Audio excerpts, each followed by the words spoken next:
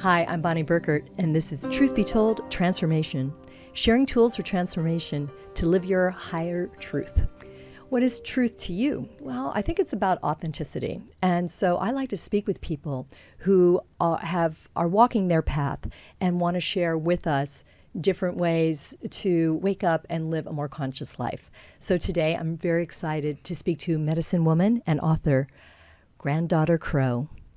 Welcome. Awesome. Thank you. Thank you. Thank you. It's such a honor and a pleasure to be with you and with your show, with your audience. I'm really looking forward to spending some quality time. Thank you. Yeah. So tell me, I looked on your website and you give a beautiful salutation in Navajo. What was the word? I was trying to pronounce it. Absolutely. So Yaat A. So they Yeah. call me Granddaughter Crow. I am born to the Bilagana clan for the Ta'achini clan, a member of the Navajo Nation as well as Dutch heritage. So Yaat A means hello, welcome. Yahate. hmm Tell me what region your family is from. You're currently in Colorado, correct? Correct. I'm currently in Colorado. My father's clan is the Ta'achini clan. And so the Navajo Nation is actually centered around the four corners, meaning, Arizona, New Mexico, Colorado, and Utah. And so my clan happens to be on the New Mexico side. I was born down there. And then we moved up here when I was young. Because my parents said that they wanted to give their children stronger education, more opportunities for education, and better health care. So we're up here. They moved back down there. My father is actually 90 years old. That's wonderful. That's great. Yeah. And is he still teaching and leading ceremony? He is honestly, I think, preparing to transition. Ah, yeah. Well, God bless. That's Thank beautiful. you. He's given us, I'm sure, and you, a lot through these ages. And I'd love to hear a little bit more about what it was like growing up with some of these traditions and yet also current day America, different influences Yeah, from different religions. So please tell me right. how you've selected. Absolutely. So I think it's good to know. I am a member of the Navajo Nation. I have a certificate of Indian blood, which is kind of like a social security number. So they see me as full blood, although I am only half. My father is full blood Navajo. He was born in 1932. So, of course, if you know anything about US history, you would begin to see that he was one of those individuals their hair was cut, their language was denied, and he was put into boarding school. That's my dad. English is his second language. Secondly, my mother happens to be full blood Dutch. So it kind of begs the question, how did these two people meet? And the answer is seminary school. My father, although I come from a long line of medicine people, like my aunt, she was a medicine woman, peyote priestess, medicine woman. My grandfather, hence my name, Granddaughter Crow. And yet, with all of the ideas around Christianizing the boarding school people, my father took that and he went to seminary school, and he actually is a reverend of the Christian faith as well as my mom. And so I was actually raised in this very interesting place of being Navajo. I like to say I was indigenous before indigenous was popular. It wasn't so popular when I was a little girl. And yet I was chosen as the child that would carry on the cloak. However, it's good to also understand that they wanted me to carry on the Christian faith. And I had a lot of questions about the Christian faith. And so I decided to revert back to my DNA and traditional ways and kind of go back to my grandfather, who was a medicine person. And I gained a lot of wisdom, not only through different teachings that I could come across like on the internet or ask relatives about. But also I let my DNA teach me, which is a very interesting truth that we can talk about a little bit. But it's basically like it's like the idea that I carry is like I have a Navajo nose, I have Navajo eyes, big brown eyes. Some people see it in my cheekbones. And so just like you can see the reflection of the Navajo DNA within my facial structure, a little bit within my body structure, you can also see it in my thinking structure. Yeah, I understand that. And I really like how you invite us to sort of contemplate our DNA because I titled the show Self-Reflection. And so what does that what could that be for us to look into it and have an understanding of our lineage? Now, to a certain Absolutely. extent, I also want to say that we can override. For example, I have a German father. So one would think that I'm perhaps I don't know, a control freak. How about that? Let's just start with there. Perfectionist, which I don't know, only in some things. But at the same time, those are perhaps qualities we attribute to being German. Yet here I am living in California, yogi, free spirit. So again, one informs the other, and maybe you pick and choose the qualities you want. Is that maybe what you learned?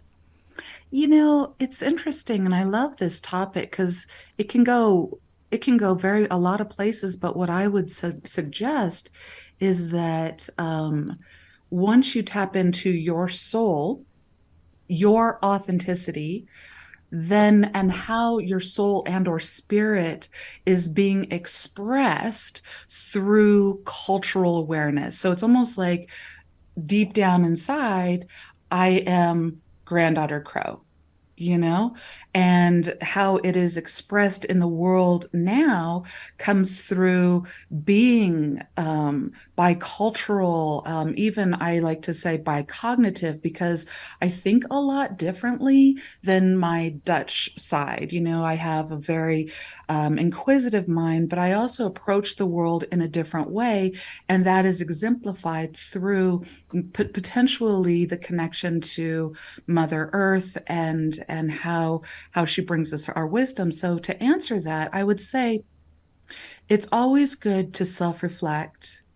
Sometimes when we self-reflect, we hit a wall or a doorway that we're afraid to open because it might have a negative connotation with regards to whatever it is and how we feel about that. But I would also say go through those doors, understand those things, and take from it, be your authenticity, take from it what fits with you, and also potentially work on the stigma that maybe is a big worldview around, like you said, German and control. I could say the same thing, being half Dutch and, Yeah. and control, but it's kind of like then kind of figure out, oh, well, maybe if I am behaving that way and I don't feel that I want to, I'm going to do something different about it because I don't want that stigma laid on me. Yeah,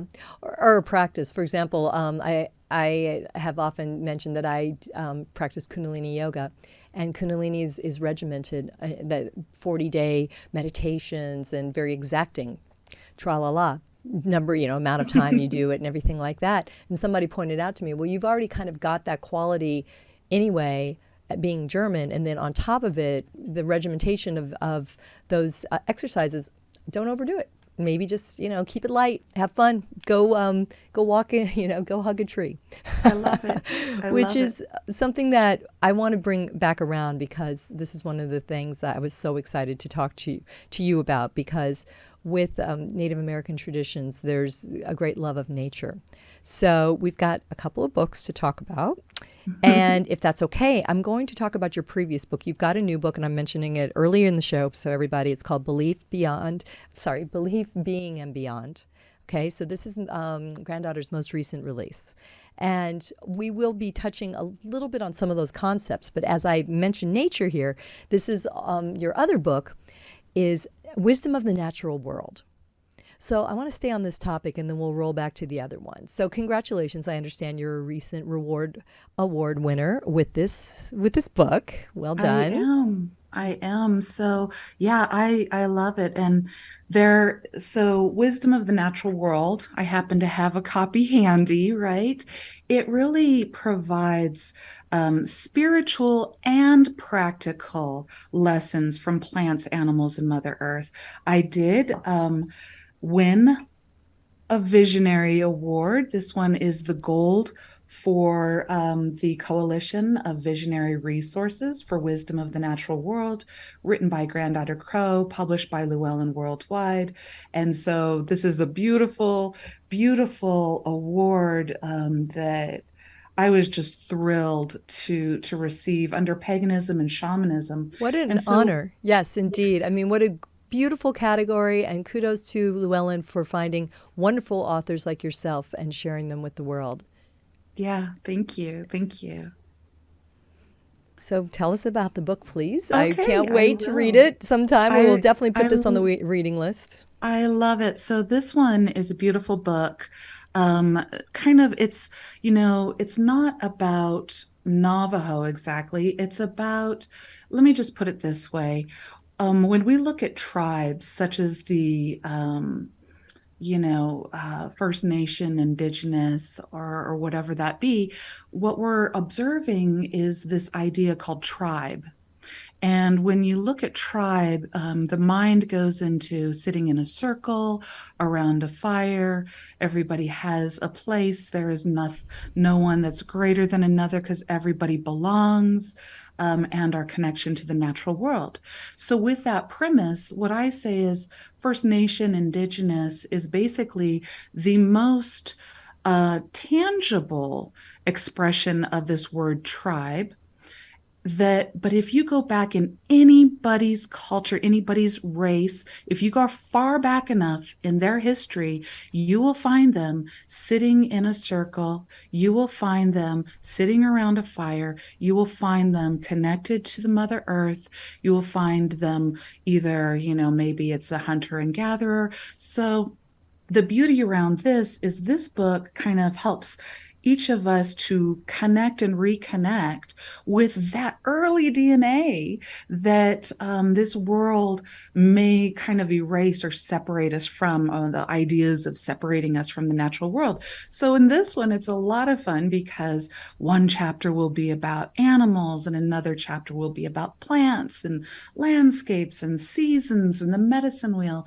And what do I do with all of these is I basically help give the reader ways to put these practices and these lessons that we learn from Mother Nature and Mother Earth and the natural world into practice with our business and finance, with our relationships and romance, with our health and well-being. So basically what I mean by that is maybe a concept like you identify, if you think of yourself as a plant, what plant pops into your mind?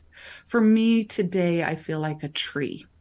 And so as I feel like a tree, that means stand tall, don't be afraid to touch the sun, also hold space for, other ideas and or animals. And then also don't look at a rose bush because it's shorter with thorns and say, you shouldn't be shorter, you shouldn't have thorns. And likewise, a person who is behaving like a rose bush, which is that so much beauty, but they also need that protective edge, should not judge me as a tree to become a rose bush and vice versa. So this book really helps people to get into understanding how they reflect the natural world and connect with the natural world and how they get to be authentic. And what I like to say is a lot of people say, well, I don't want to say that I'm authentic because then I think that I'm calling myself special. But at the end of the day, really what I'm talking about is be authentic just like me. The same as I am authentic, you be authentic. And that might come out in the world in different ways, but be authentic. I love it. It's like be your truest you. Yes, Whatever that would absolutely. Be be. your And truest I you. mean, I want to. One of my goals with this show is to invite people to explore a magical sense, a higher consciousness around everything. And I personally always love if I see. I don't know, for a long time, if I'd see a crow, and by the way, I want to ask you about the relevance of crow for you and any lore. I love talking about animal medicine, but just the message around it. And sure, there's traditional messages, but what does it just say to you? There's three of them. I don't know what mother, father, child. Maybe it makes you think about your family, something like Right. that. So it doesn't have to be. Don't feel bad if you don't know the specific traditional meanings. Oh, be open. This is kind of where the self-reflection comes in, and the intuition for sure. What is it saying to you? So I appreciate you giving us a suggestion, and I like the rose bush example a lot because you're right. Thorns are significant, but at the same time, so are the flowers. I mean, roses are the best. So They are. that's a beautiful, beautiful example. Well, let's bring it around to your next book. So again, how long ago had you written Wisdom of the Natural World? Has that been? So, Wisdom of the Natural World came out in March of 2021. I actually have a self-published book that you can find on Amazon and on my website, which is a lot shorter. It's just a really quick read, and it's called The Journey of the Soul, The Path of a Medicine Person. And then that one came out November 2018. And then the Llewellyn, I got picked up by Llewellyn Worldwide Publishing House. And that's when I wrote a significant book, Wisdom of the Natural World. And then I began to work on this next book that you're talking about. This one just came out in June of 2022. So Congratulations. it Yeah. is relatively new. I have been doing a lot of different book signings, whether it's the American Library Association in Washington, D.C. a few weeks ago, or the International New Age Trade Show, which is here in Colorado, and at the beginning of June. And so I've been touring around with these two books actually, and I'm just really excited because the Belief, Being, and Beyond, the subtitle to that might help a reader understand or a listener to understand a little bit more about what this means. It's like your journey to questioning ideas, deconstructing concepts, and healing from harmful belief systems. And I actually have another book in me. We'll see when that will come out. But it really is about examining your internal narrative. So, with this Belief, Being, and Beyond, it's kind of like think for yourself the way that you think for yourself. It's a very, very beautiful book about let's wake up and ask questions. Let's give ourselves a voice. I think questions are the most important first step because you can have all of the answers right in front of you. But if you don't formulate a question, if you don't pose a question, the answers mean nothing, right? And so once you get the answers, then you can act upon those answers, and then you get to manifest a beautiful life that is fitted for not your old self with your old belief system about things, but a refreshing new self and curiosity. And moreover, I love the idea of self-reflection and truth because I see that one's curiosity, an individual's curiosity, is actually the compass to finding their authenticity. Follow your curiosity, whether it's a book, a show, whatever it is, taking a class, follow your curiosity because it's curious, because it's something about your authenticity lies within what you're curious about. That's great. There's a quote. There's a quote for the show. There's a hashtag for the show. Absolutely. Follow your curiosity. It's really true. That's why I asked the question, what is your truth? I don't know. Listen. So, as I mentioned to you before, I love a lot of, I was brought up Christian, but I love a lot of the Native American practices, again, thanking nature, being grateful to Father Sun and Mother Moon and the water and the skies. And I love that. There's like a practice of gratitude just specifically for all the elements that help us to live. But then maybe you take it down to something as basic as thank you for Tony Sweet inviting me to do a show here now, and the chance to talk to a wise woman like yourself. Oh, thank you. Thank So you. can I ask you about being a medicine woman? Tell us a little about what that is and how it informs you as an author. Right. So one day I was asked by this group of girls to go to lunch with them. And I was like, okay, that sounds lovely. So I show up at this luncheon and I find out that they all identify as a shaman. And they all went through a shamanistic course. And they were from, they're not all native. So, one of the girls looked at me and said, are you a shaman? And I said, until they stop calling me that, I suppose that I am. The way that I behave in the world and the way the information and the wisdom that I bring forth, people started calling me that term.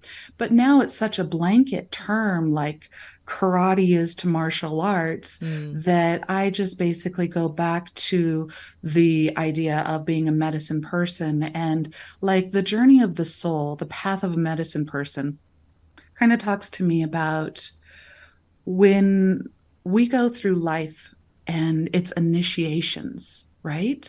And the initiations are a lot of times the dark night of the soul, things that you don't want to think about or talk about, things that you don't want to share, hard times, all of this.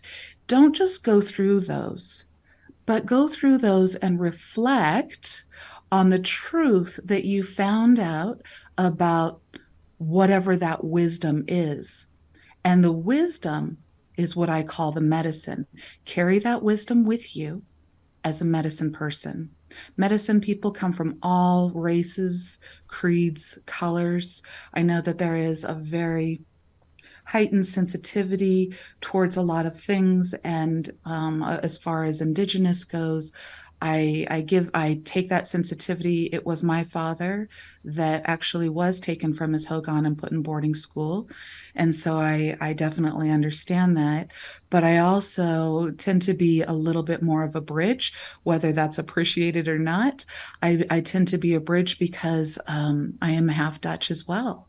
So if I say half of me has a sensitivity towards the other half of me taking me away from my land, I become a split apart person. So I kind of feel like I was, whether the concept be true that I chose this life and my parents, I can see why I chose to be who I am.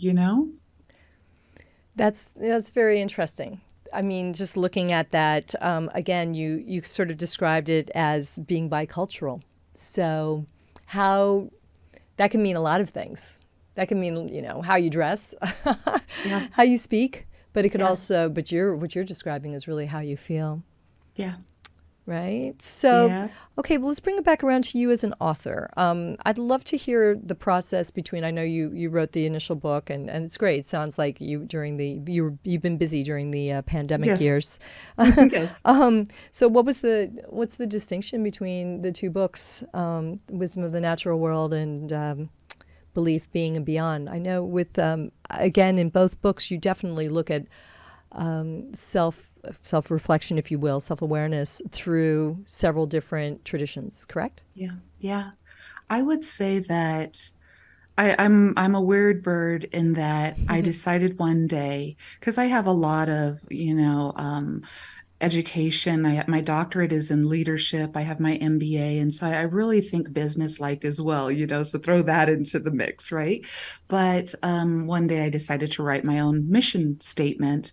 And I think that it might be interesting for each of the listeners who, if your ear perked up like, hey, maybe I should write my own mission statement, that actually is a wonderful practice or, something that you can do that will lead to more inner inner truth, self-reflection, and authenticity. So my mission statement is, I am here to inspire, to encourage, and to empower your authenticity to step forward.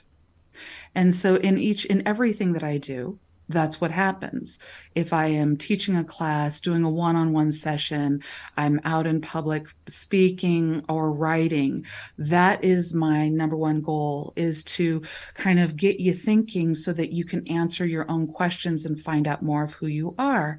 But what I would say, for me, as the author, I would say that wisdom of the natural world is the practice that I bring to my classes and to my one-on-one sessions. Belief, being, and beyond is more of a reflection of my life and my life path, and how I have been harmed, deeply harmed, by people's belief systems in one way or another, and how I ended up moving through that and finding myself in an authentic manner. So writing Belief, Being, and Beyond, at the beginning of each chapter, I take you through a little bit of my life, which is something actually that my editor kept kind of asking me to do. And I'm like, I don't want to put everything like this. And she's like, what happened between the age of 21 and 25? What happened? And I'm like, oh my goodness, I'm hanging out all my dirty laundry. But she said, no, you don't understand. People need to connect to you as a person in order to truly grasp what you're saying. Because if they see you as the person that you are, then they can be relatable and pick up the information and then become authentic. It's very brave. It's very, very brave. So kind of a revealing the soul so that we can all learn, and encouraging us to do so as well. Yes. And it comes with maturity as well. I think as you get further down the path, I think it's that also, it becomes, I'm not going to say it becomes easier, but it becomes, I guess it's more clear because you've got more, you can look down the road, a further distance down the road. Yeah, and I would also say that with maturity comes you understand how the process goes. It's like, oh, great, here is this part of the onion. I already peeled another layer, so I know the process that I need to cry, I need to go to therapy, I need to talk to my best friend, whatever. And then, oh my goodness, I feel enlightened, I feel more free. So you get used to that process, Right, But and you come through it, and you've had a few Yeah. chances to come through it. When you're Yes. 15, it's the worst heartbreak. You don't think you'll ever feel good again. Correct. That's interesting. That's a good way of looking at it. So, hey, I asked you before. Tell me about crow. Yeah. Oh, yeah. Oh, can I hear something about crow medicine from you? Absolutely. Please. Absolutely. I love crows. I'm a huge bird lover. So, Oh, yeah. Yeah. I love it. So, I've always loved animals, but when I was 23 years old, I was the manager of a little shop, and I decided to take a break. And so I stepped outside and I looked up. It was just like a one-story building, and there was literally a raven that was just staring at me. I could see the universe in its eyes. And it just looked like it was staring through me, and it was like I was seeing the universe through its eyes, and it was just staring at me. And then it was weird because I had this almost dizzy experience of being where he was, looking down at the human side of me. And that's when it truly started coming up within my being.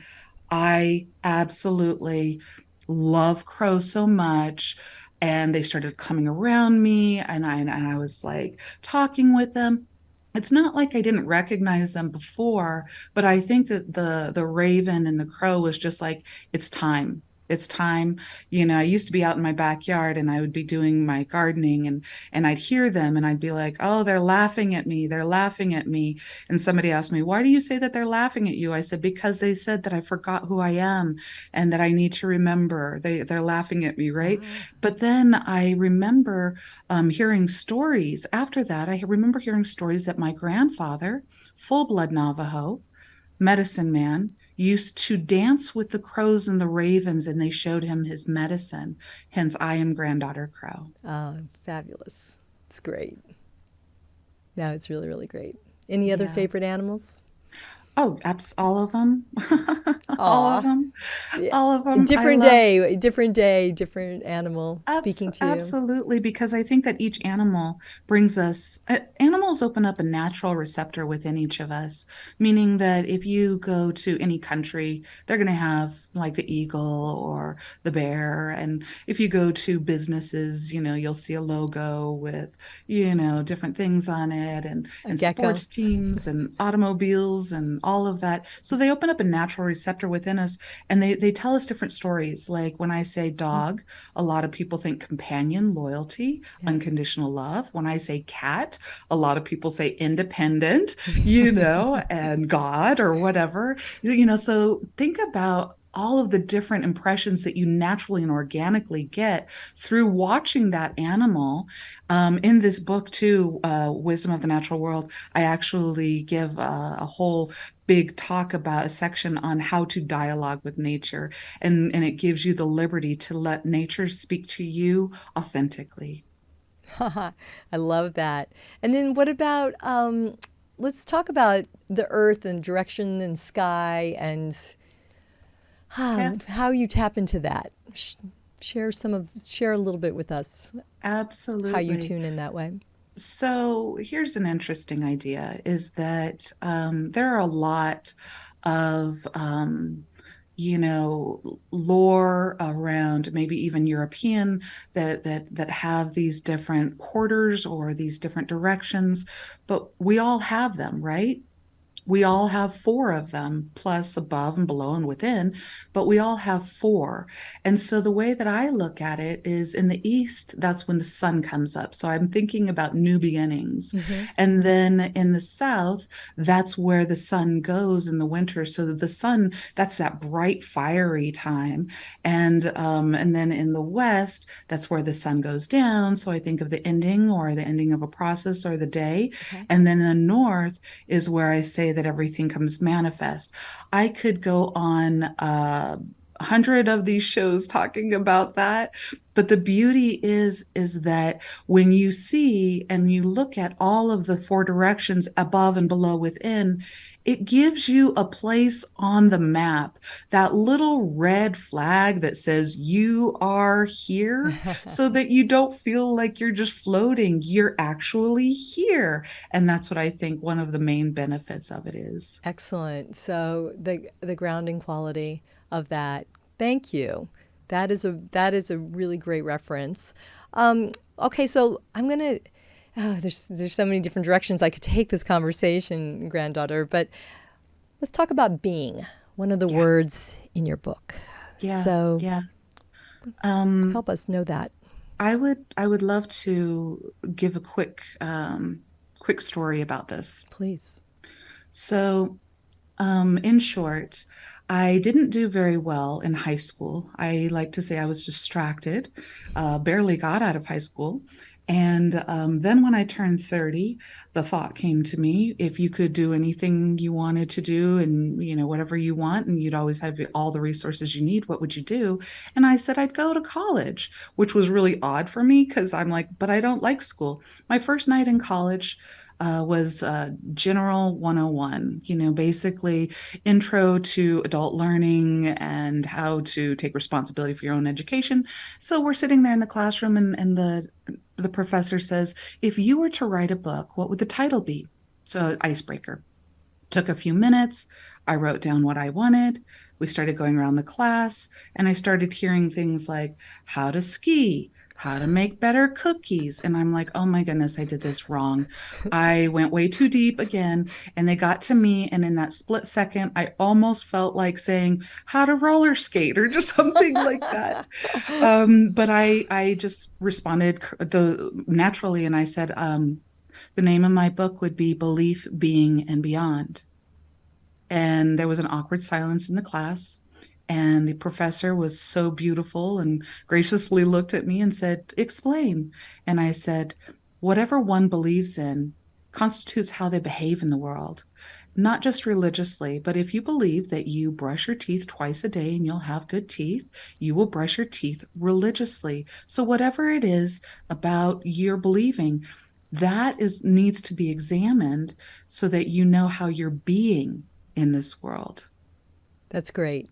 That's great. And what a story. And good on you. Again, the courage I'm hearing from you. Because there you were, just getting started in an institution, in school, which you hadn't really been loving, but you stayed true. Yeah. Truth was told. Yeah. Thank you. Thank you so much. And now it's like, I'll just say a couple decades later, I actually wrote the book. Yes. I mean, that's what's so grand about it. No, it's really, really great. And again, this is a time where people are needing to hear it, and I think that you come with it from some very unique wisdom, and I really appreciate that. And as we kind of wrap up our conversation here, would you like to leave us with any meditation or prayer or words of wisdom? Oh, absolutely. I would love to. So, unless you're driving, don't do this and wait until you get home and replay this. But if you have a nice place, I would invite you to put your fingertips together. This helps us to draw the energy back into ourself and focus. I would ask you to breathe in for a few counts, hold that breath, and then exhale and release all of that. And I want you to continue to breathe in, hold the breath, exhale. And as you continue to find your own rhythm, your own cycle of this breathing, I just draw a circle around all of us in sacred space, declaring this as a sacred space and a sacred time. Whatever energy that it is that you would like in this sacred space, you are inhaling it. Compassion, love, healing, hold it within your body. And as you exhale, release. And there you go. Thank you. And on this day of taping, it's a new moon. So you're helping us with some intention setting and really anchoring that in. My word was peace. I think that's something that so many people need in so many ways. So I feel very peaceful after having spoken to you, and very reflective on the possibilities and the different ways to explore, again, the self-reflection, the inner knowing. So thank you for sharing some of these tools with us today, Granddaughter Crow. You're doing great work, and I invite everybody to explore her books over at llewellyn.com. Again, the title Belief, Being, and Beyond is her latest, and prior to that, Wisdom of the Natural World. And over at her site, which is, you can see here on YouTube, and if you're listening, it is quite simply granddaughtercrow.com. She has got Journey of the Soul. And so there's a lot of wisdom here and a lot of grace. So I appreciate you sharing with us, and I'm so excited to know more about your work. And thank you. Thank you for walking in both worlds. Thank you for upholding the traditions of your forefathers on the American side, and yet also honoring and understanding the European lineage. Absolutely. Who knows? That could maybe be something that translates. So you've got one foot in either world, and you make it look beautiful and graceful. So, aho. Thank you. Aho. Until the next time. Thanks for listening, everybody. Again, this is Truth Be Told Transformation. I'm Bonnie Burkert, and we have 3 shows every week. Brand new people that we're speaking to. Robert Hensley is on Mondays at 3 p.m. live with the Minuteman Report. And, of course, Tony Sweet every Friday, 3 p.m. Pacific.